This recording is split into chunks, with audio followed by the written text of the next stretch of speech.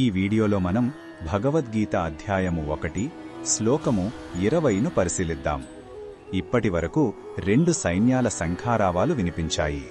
ఇప్పుడు యుద్ధం ప్రారంభమయ్యే కీలక సమయంలో పాండవుల ముఖ్య యోధుడైన అర్జునుడు రంగంలోకి ప్రవేశిస్తున్నాడు.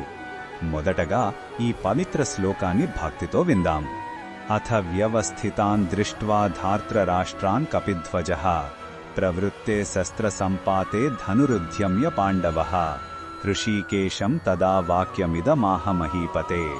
ఈ శ్లోకం అర్థం ఏమిటంటే, ఆ సమయంలో హనుమంతుని చిహ్నంగా గల జెండా కలిగిన అర్జునుడు యుద్ధానికి సిద్ధంగా నిలబడియున్న ధృతరాష్ట్రుని కుమారులను చూశాడు.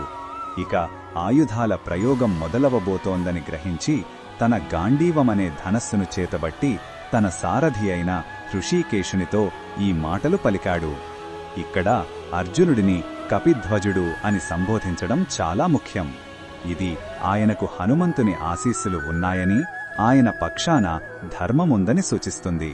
కృష్ణ భగవానుడు ఈ విషయంలో మనకు ఏమి చెప్పుతున్నాడు అంటే, ఈ శ్లోకంలో కృష్ణుడు నేరుగా మాట్లాడడు, కాని ఆయన పాత్ర చాలా గొప్పది.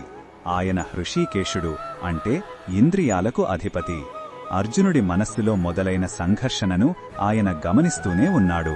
ఒక ఉత్తమ గురువులా శిష్యుడు తన సందేహాలను పూర్తిగా వ్యక్తపరిచే వరకు ఓపికగా వేచిచూస్తున్నాడు. మాట్లాడటానికి ముందు వినడం ఎంత ముఖ్యమో ఆయన తన ఆచరణ ద్వారా చూపిస్తున్నారు.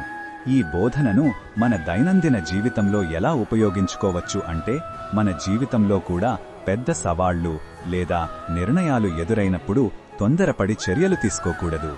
అర్జునుడిలాగే మనం కూడా పరిస్థితిని అంచనా వేసి మన సంకల్పాన్ని, మన నైపుణ్యాలను అంటే మన ధనస్సును చేతబట్టి మన అంతరాత్మ లేదా ఒక నమ్మకమైన గురువు వైపు తిరగాలి. ముఖ్యమైన పనులకు ముందు మార్గనిర్దేశం కోరడం బలహీనత కాదు, అది వివేకానికి చిహ్నం.